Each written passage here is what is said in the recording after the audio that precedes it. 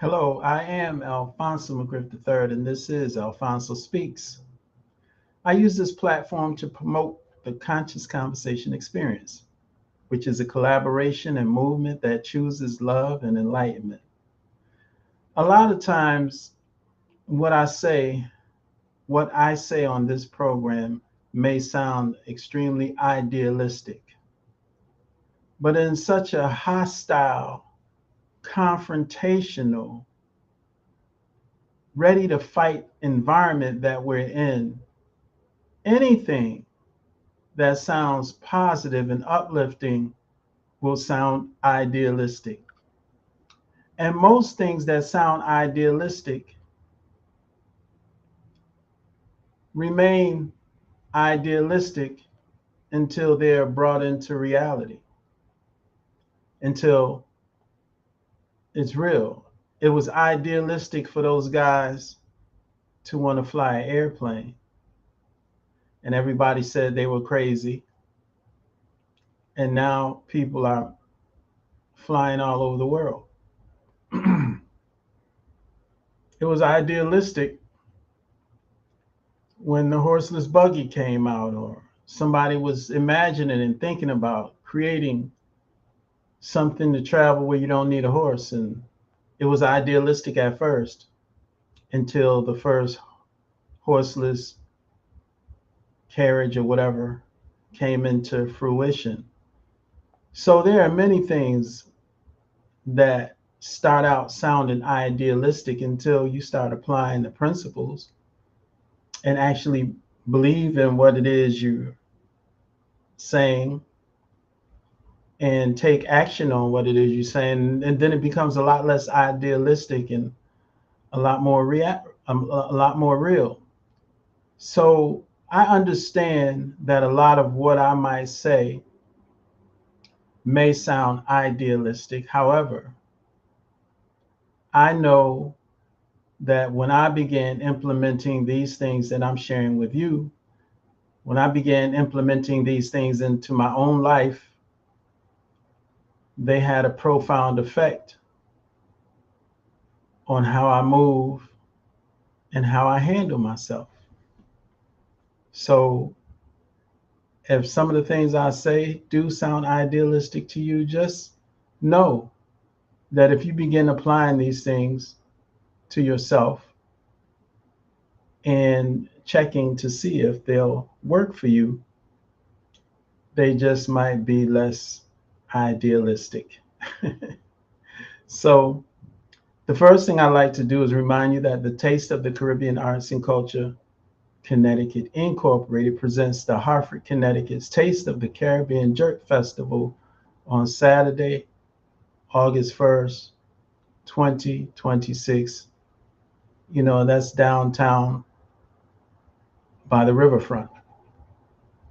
Downtown by the riverfront. So the Taste of the Caribbean Arts and Culture Connecticut Inc. presents Hartford, Connecticut's Taste of the Caribbean Jerk Festival Saturday, August 1st, down by the riverfront. So it's going to be a lot of good music, a lot of good food, live bands, everything. It's just a great time. And that will take place from 11 until 8:45. And also the 35th anniversary of the Greater Hartford Festival of Jazz, Hartford, Connecticut, this Friday, Saturday, and Sunday, the 17th, 18th, and 19th of July. Takes place coming up in a couple of days. I was invited to do a poem. It will be a tribute to Black women. It's called For You There Are No Words.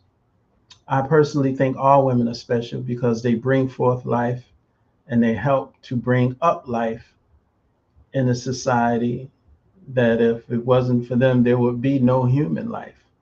So I think all women are special. But this poem is written based on what I witnessed growing up and the women I witnessed it with and experienced it with, Black women, and what I've seen them have to deal with.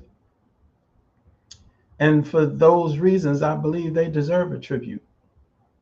So that is why this is a special tribute to Black women. That, again, I will be sharing that information, that poem, on Friday at 9 o'clock p.m. Earlier I said 9:45 p.m., but I have a more accurate time now to be close to 9 p.m. when I will be on stage sharing that special poem this Friday. I also have shared that I am willing, if you have young people that you would like me to speak to about the conscious conversation experience and how they can become better communicators and don't join this conflict and confrontation type of environment that we're seem to be in right now on all levels, at all ages. And when I say all ages, I mean starting from 4 years old, 3 years old, and up. The confrontation is real. And it seems like it's the first choice for many people, even young people. So I'm open and willing to speak to young people if you have a group. And it does, you don't have to be an organization, because clearly the organizations have not necessarily been interested in what I have to offer. It could just be you and you know a few teenagers and you want to bring them together. We can just have a conscious conversation. That's all good. And I also have a program where I help people with anger. It's called the Plan for Anger.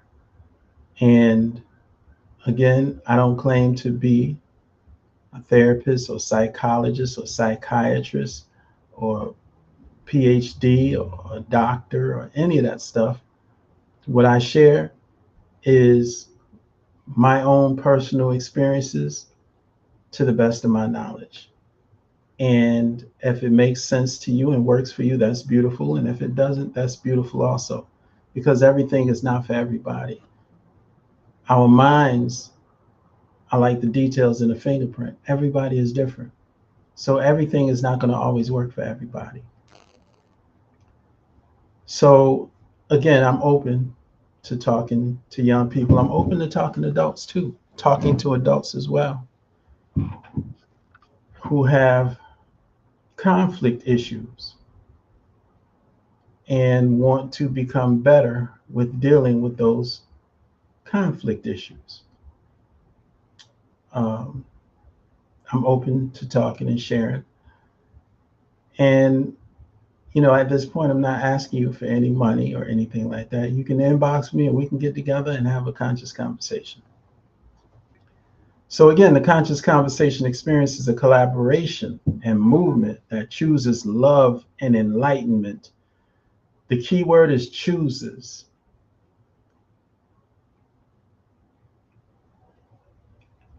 I believe 100% of the time we choose how we feel. 100% of the time we choose how we feel. And if we want to feel better, we have to choose to want to feel better. You don't, feeling better just doesn't just jump out the sky and help you out. I have to choose to want to feel better in order for me to feel better. And sometimes it's a lot tougher than other times.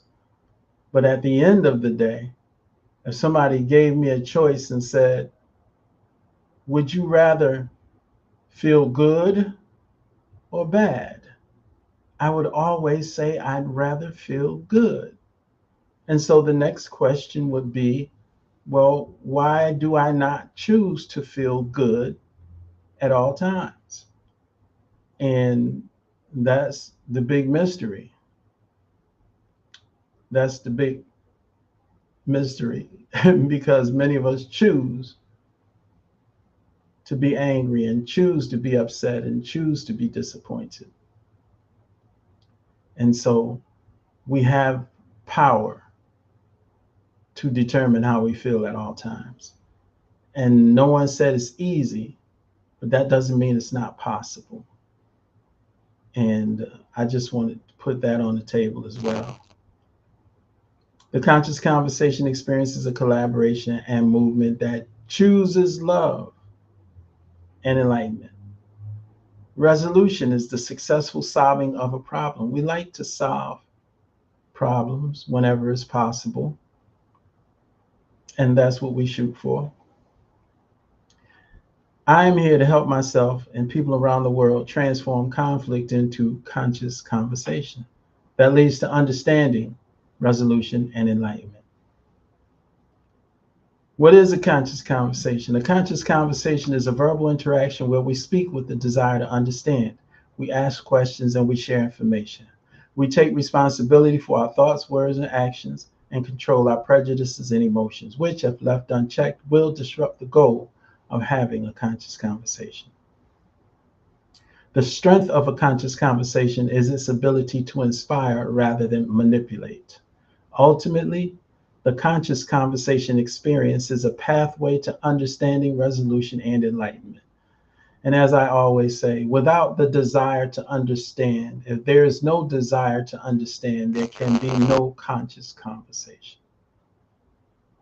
Period.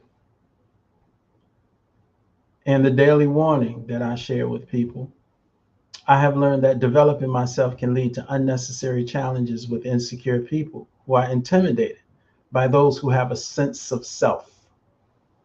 It's not our problem, but it is one of the consequences and challenges of our personal, connected to our personal growth.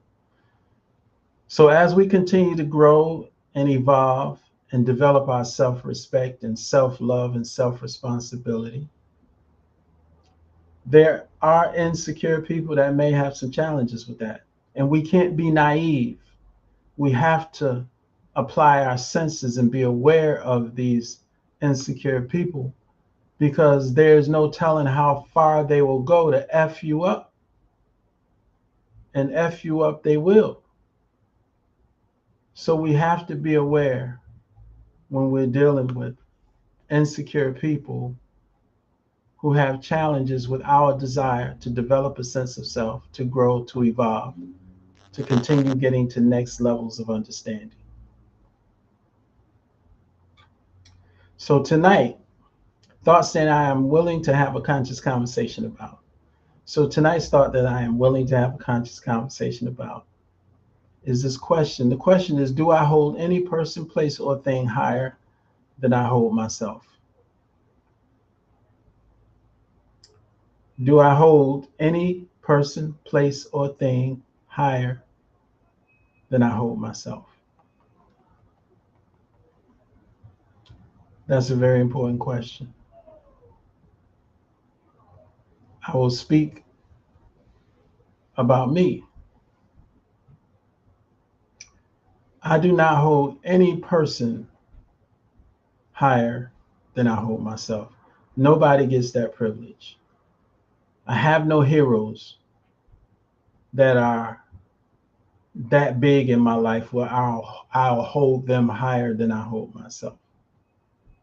There is no person or human I believe in that I will hold higher than I hold myself.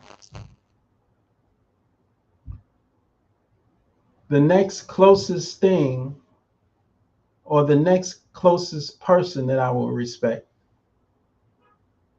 is women in general, because women are responsible for maintaining life on this planet. And if it were not for a woman birthing me, I wouldn't be here today. However, women don't get the privilege of being held higher than me by me. I have to respect myself first in order to move comfortably in any other environment around any other person. When I walk in the room, my disposition, my attitude, my feeling, no matter who's in the room, it could be Obama, it could be anybody. My attitude is I am in the room also, and that's just about it. No man, dead or alive, gets held higher than me by me. And again, if anybody has any questions, I'm on Facebook, and you can post it in the comments. I'll answer questions associated with what I'm saying if you happen to have any questions about what I'm saying. So no man gets held higher than me by me. We're clear. No person, period, dead or alive, gets held higher than me by me. No place gets held higher than me by me. There is no temple, no sacred church, no sacred temple, no building on this planet that gets held higher than me by me. The most sacred temple I have is this physical vessel that houses me. And there can be no temple that can be more sacred than this physical vessel that houses me and my consciousness. So there is no place, there is no temple, there is no church, there is no building that gets held higher than me by me. There is no thing, the power of whatever. There are no crystals,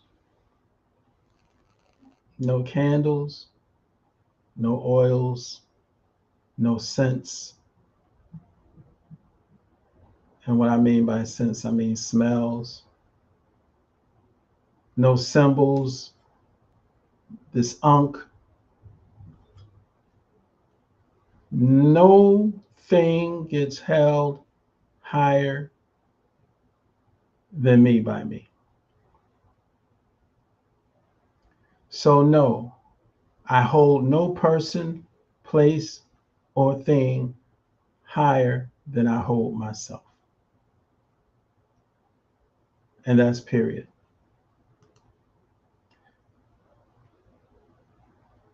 At the time, I have a 4-year-old cousin who turned to her father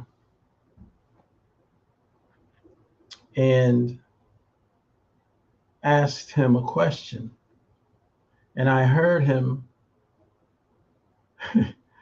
say to her, well, go ahead and ask him. That's your cousin. Ask him. Ask him your question. He'll tell you. So that 4-year-old looked up at me and said, Cousin Avy, are you a king? And I told her, absolutely. And I really do not underestimate the power of young people and the presence of young people and the mind of young people. I think they are so pure. Their essence is so pure. Their energy is so pure. So when a 4-year-old can look up at me and assess in her own mind based on whatever understandings she has in this world and ask me, am I a king?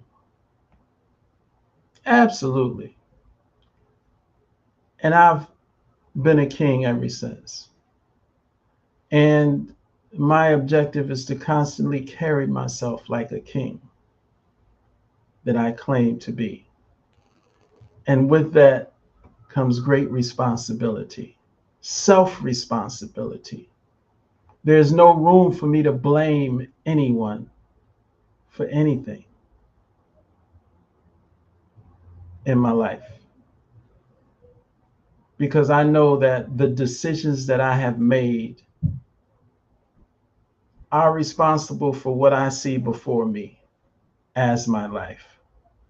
My decisions put me directly in the position that I am in today. That's just universal law. There's no argument about it. In many cases, we may not like that truth, but our feelings about the truth don't change the truth. And that's the challenge many of us have. We think because we have certain feelings or we don't like the truth, then that changes the truth. And that's no further from the truth than that. So if we take full responsibility for ourselves and love ourselves and respect ourselves, then there's no room for blame in our lives at all. We have to check our decision making. So yes, when that 4-year-old asked me if I was a king, I've been a king since that day. I told her absolutely. And I wasn't afraid to take on the responsibility associated with that, starting with not being able to blame anyone for what goes on in my life. And it's not easy, because there are things that we see and we think are obvious that we should be able to blame somebody for. And at the end of the day, it's our world and we created it with our decisions. It's our world and we created it with our decisions.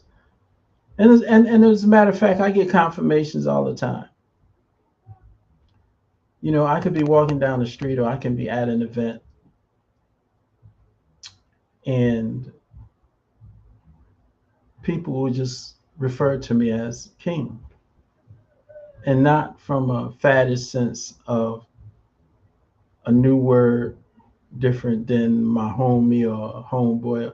No, they literally, I was just at an event this past Sunday and there were both men and women referencing me as king. And I don't take it for granted. There's a reason why somebody looks at you and calls you a king. People, that the king is not just a word that in general flies out your mouth, you know, unless you are in a certain neighborhood and it's more presented as a fad than anything else. But when you are just out in general and people reference you as a king, for me, it's something that I don't take for granted. And it is something that I've claimed since that 4-year-old asked me that question. So I've taken on the responsibility of carrying myself in that way. So no. Do I hold any person, place, or thing higher than I hold myself? Absolutely not. No person, place, or thing gets held higher than I hold myself. And I asked the question, I was about to ask this question earlier, but I asked the question, what person can help you if you, no, what person can help me? I asked myself, what person can help me if I keep making horrible decisions? Let's take it all the way to the wall. What God can help me if I keep making bad decisions? What? What God can help me if I keep making bad decisions? What place can I enter that is going to help me if I keep making bad decisions? My brother Mike, how you doing, man? It's nice to see you. What place can I enter looking for help if I keep making bad decisions?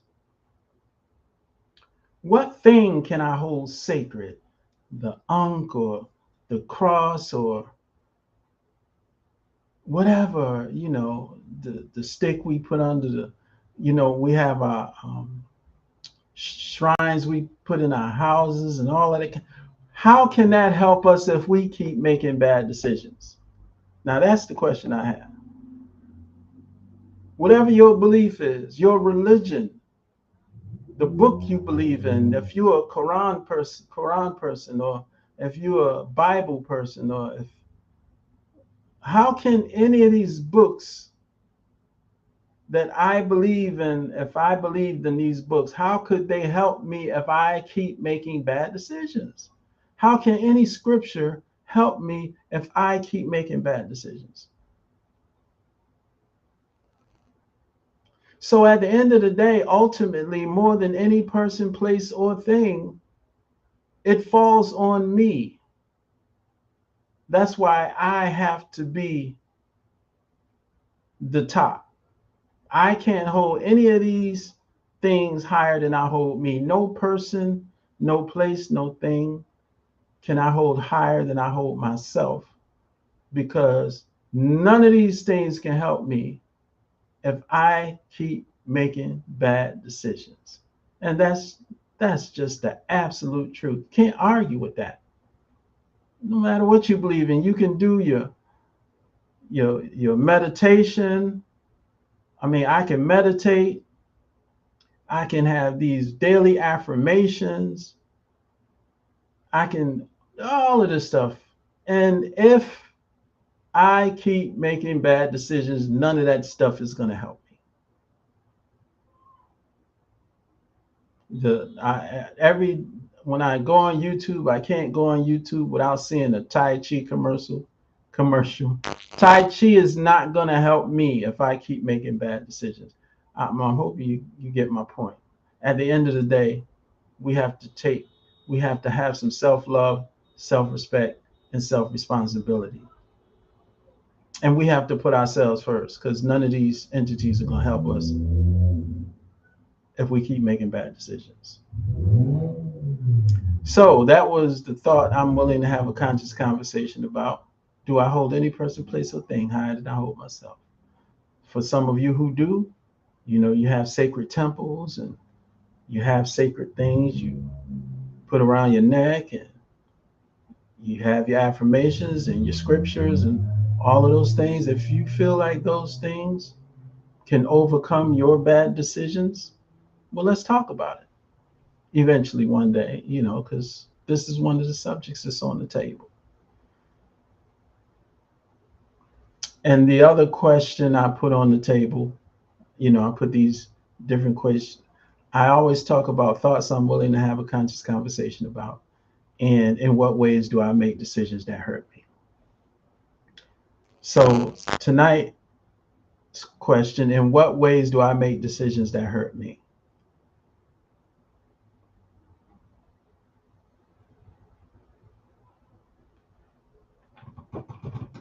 Let me see.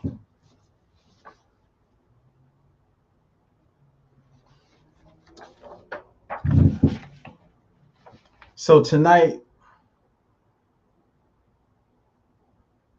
last night I talked about, do I allow criticism from others to negatively impact my spirit and the quality of my life?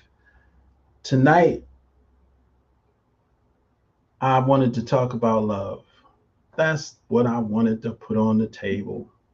This love business. Everybody know about love. And I do listen with an open mind to people have discussions about love and relationships. But tonight I'm gonna just engage in a brief interaction about love. Love is not something that is the result of. Love is proactive. Love is proactive. So love is a proactive, self-induced presence of mind. Love is a proactive, self-induced presence of mind. We must choose love. Love is not something that is the result of. Love is a proactive, self-induced presence of mind. We must choose love. So now, what is love? Like, we talk about this love business. What is it? What is love? I hear people talk about it all the time. Start asking people what is love, all hell breaks loose. And what I say is that anybody that starts out saying love is a feeling, I remember that I used to think that. I used to think love was a feeling because that's what we taught. We taught love is a feeling. It's an emotional state of existence. And sometimes it can be good and sometimes it can be bad. That's how I was taught, and that's how I grew up. And to be honest, I was watching this love that people said um, what they called and what they said existed, and it didn't make sense to me. So that's probably why my black ass is still single today, because I just I don't want any parts of what people call love nowadays. I don't want any parts of it. So if somebody said I love you, if I tell somebody I love them, it has nothing to do with my emotional state.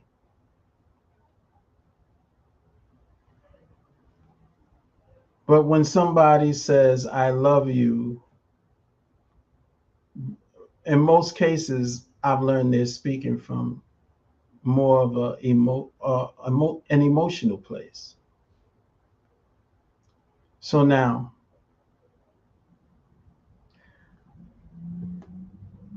love, what we call love, is actually a frequency of energy and vibration. It's a frequency. And so I can connect with somebody, and we're connecting based on a certain frequency of energy and vibration. And sometimes that frequency can be so intense, we'll, we'll call it love, because that frequency affects our emotions. So we call the idea of having extremely compatible frequencies of energy and vibration, we immediately call that love. And I'm saying that's not love. That is what it is. It is a compatible and sometimes extremely compatible frequency of energy and vibration. And when you feel it, you feel it. And sometimes that frequency is so high with a person. This is sometimes why people cheat, because they can be with somebody and they can get along with that person, and they can travel together and have the greatest of times. They respect each other.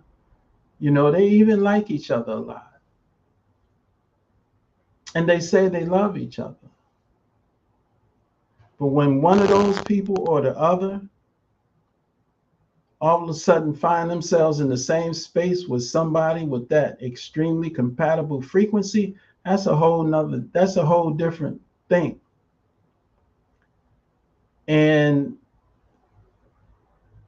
many times, just like chocolate or potato chips, many times people, because they are not familiar with that feeling and they don't have it with the person they're with, they take a chance. They have to explore what the heck this is. And they get out there and explore, and then they really link up. You're talking about intimacy. It's just on a whole different level when that frequency is so compatible. And I'm saying that is not love. That is an extremely compatible frequency of energy and vibration. And that's the truth. So I'm separating love from that feeling because naturally, if we're dealing with frequency and vibration and energy, things can change. Frequencies can change. Energy, well, that vibration can change. The quality of the energy can change. And so when that frequency changes, people say, oh, love hurts.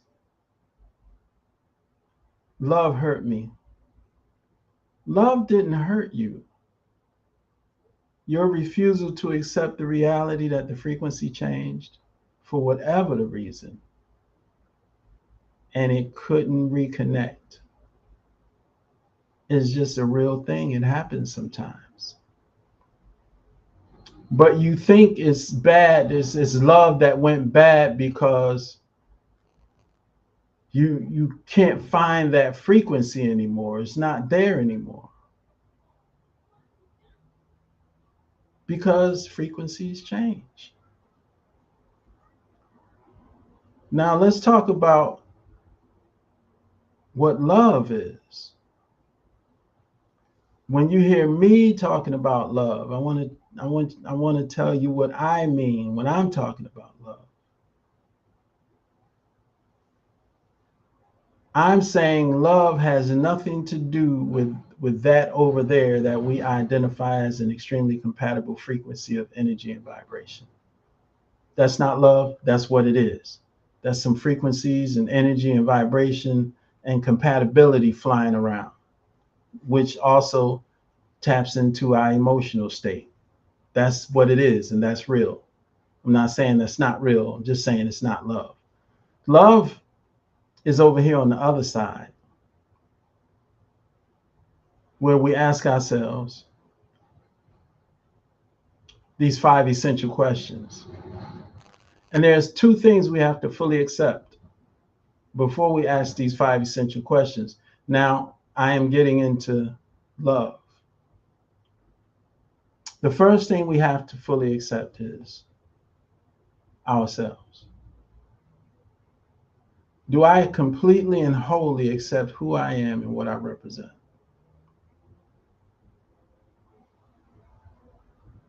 And the second question, do I completely and wholly accept everybody for who they are and what they represent?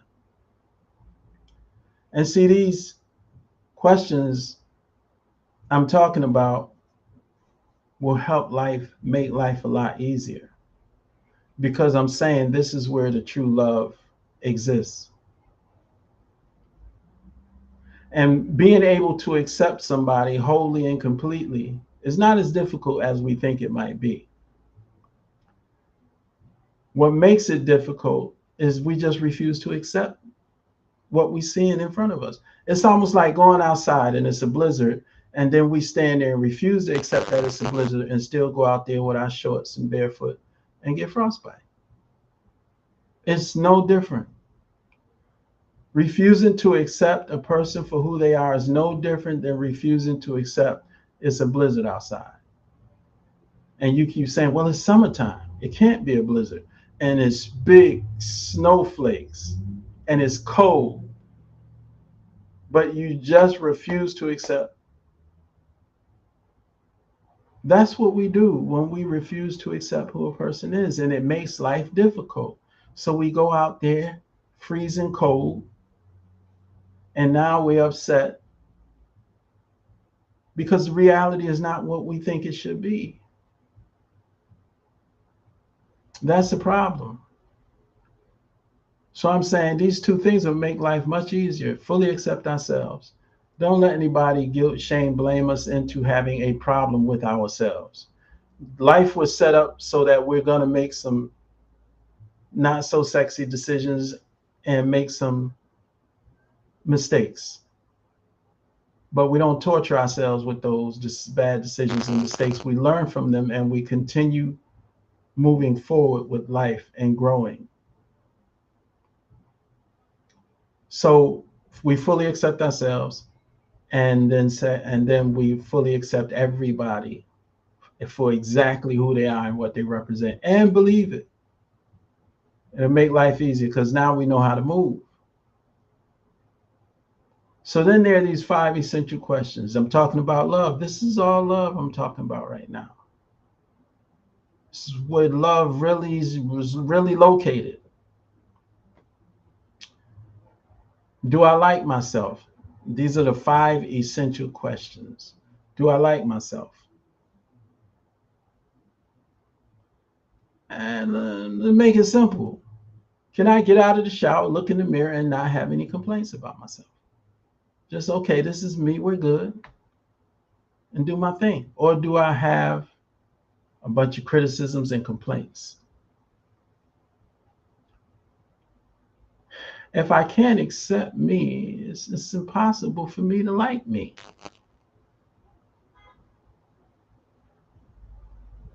Second essential question is, do I love myself? Do I put myself first at all times? Society teaches us that is selfish. That's why so many of us are miserable, because we don't put ourselves first at all times. We got great grandmothers still raising toddlers. They raise their own kids, and then they raise their grandkids, and they raising their grandkids' kids because they don't put themselves first. Unhealthy, unhappy with life, and miserable.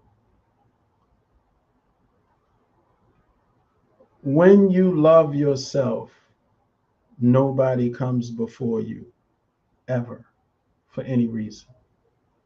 Period.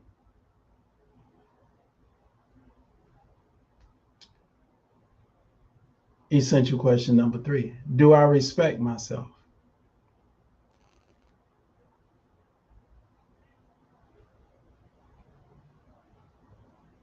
Many of us claim we respect ourselves, while at the same time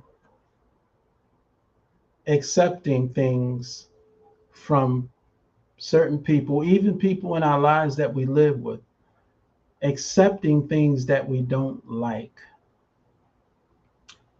And accepting things that we don't like is not bad if we actually accept it and our body receives it as acceptance. But when we're genuinely miserable about it, there is no self-respect. The hint, the way you know you're compromising your self-respect is when you're accepting something for an extended period of time that you don't like, and you getting more miserable by the day because you don't have the courage to make a change or make a move.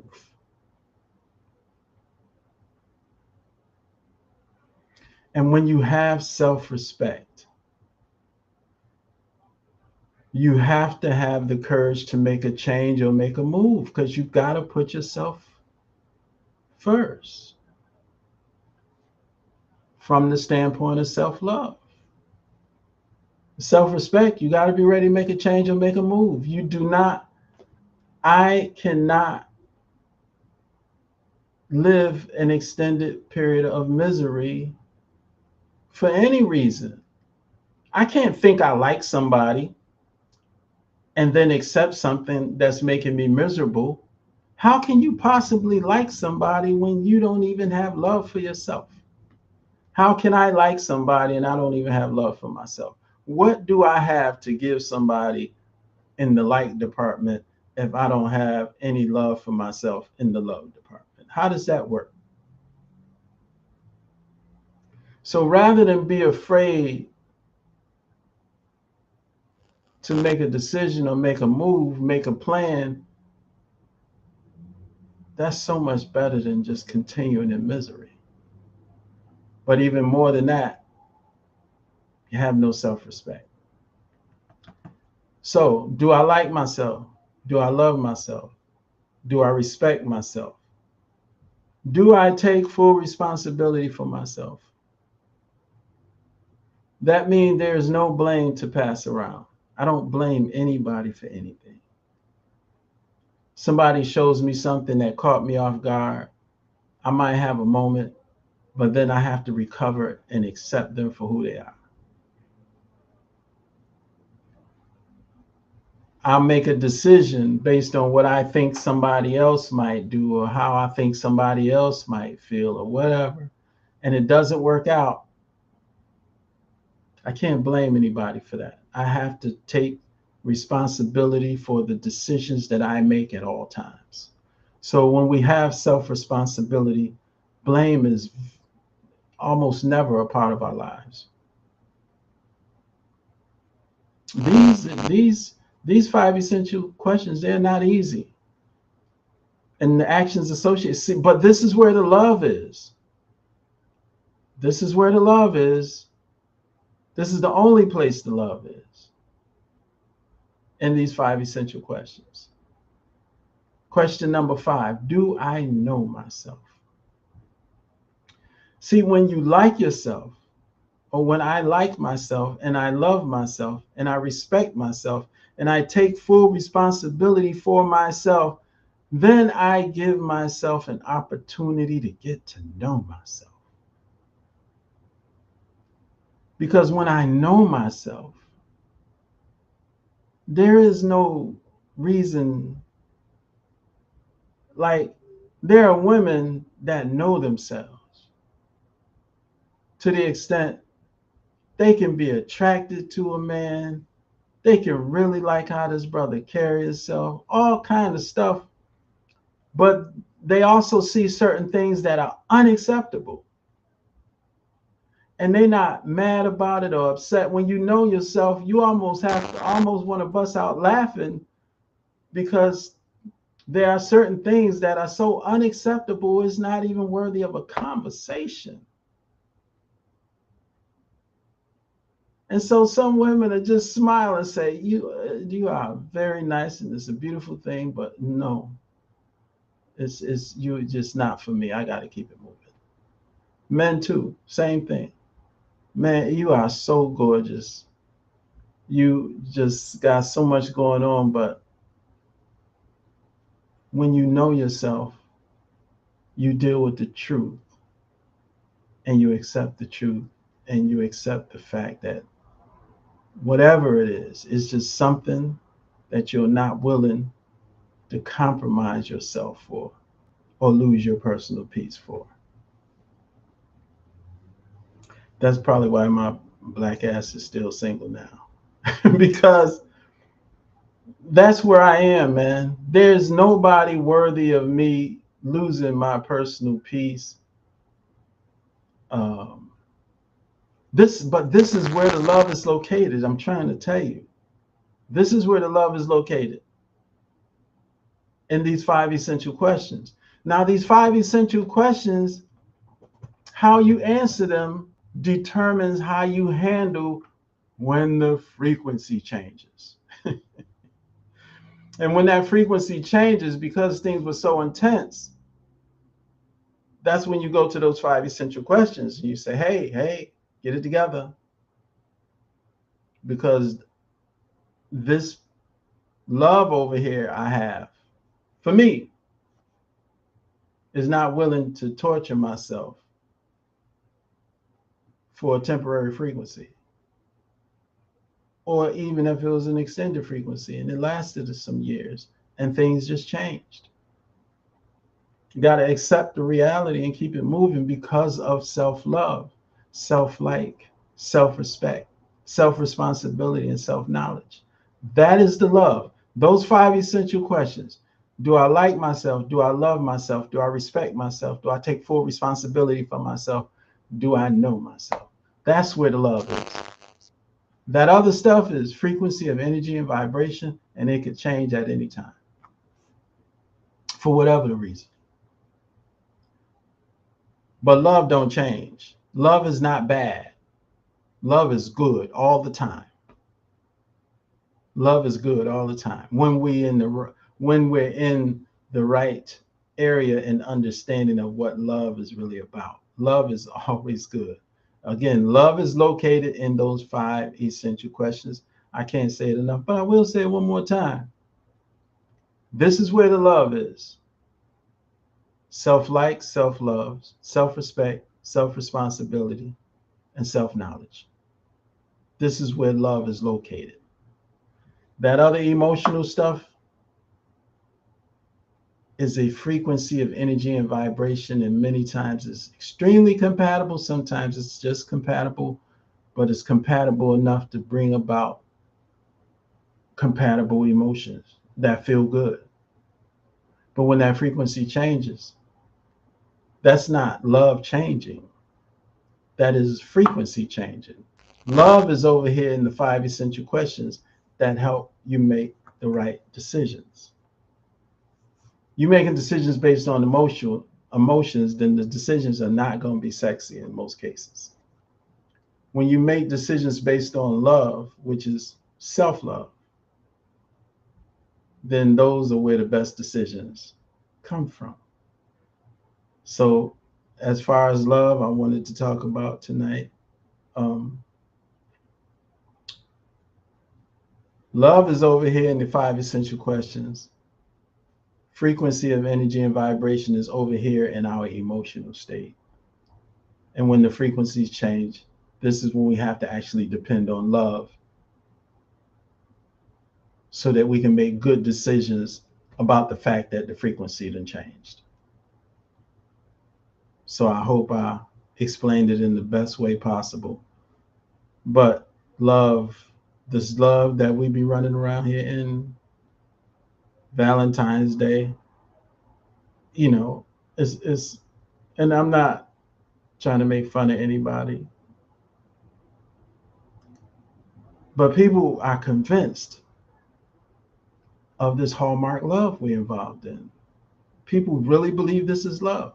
I mean, on Valentine's Day, they have 100 million different types of flowers for sale in the grocery store. Now, how much love do you have for a person if you're planning for expressing that love means getting up on that day and running to the grocery store to get some flowers?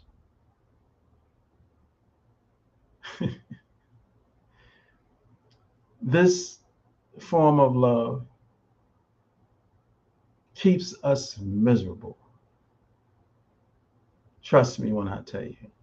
That's why so many of us are miserable, because we're running around here trying to hold on to this love that we've been taught. And it's not working. Because it doesn't take into consideration self-like, self-love, self-respect, self-responsibility, and self-knowledge. So I just want to remind you that the Taste of the Caribbean Arts and Culture Connecticut Inc. presents the Hartford, Connecticut's Taste of the Caribbean Jerk Festival, Saturday, August 1st at the Riverfront. Saturday, August 1st from 11 to 8:45. and the 35th anniversary of the Greater Hartford Festival of Jazz. Hartford, Connecticut, this Friday, Saturday, and Sunday, 17th, 18th, and 19th of July. I was invited to do a poem. It will be a tribute to Black women. It's called For You There Are No Words. As I state, I think all women are special because they are all responsible for sustaining human life here on this planet. This particular poem was written because of what I've witnessed and experienced with Black women in my life. And I felt that they are worthy of something special being written about them. And that's the poem that I'll be sharing at the Jazz Festival at 9 o'clock p.m., somewhere around that time, 9 o'clock p.m. on Friday night. So if you want to come check it out and support, that's cool. And again, if you need me to speak to young people, I'm open to do it. If you have some young people you want to pull together and have a conscious conversation with, just to give them something different from what's being presented out here, I'm willing to do it. You just inbox me and we can make it happen. And finally, I just want to say you could be doing anything right now in this very moment, and you chose to give me some time in your life. I do not take it for granted. I love you all, and I always will. And I will never give up on our people, ever. Have a good night. Peace.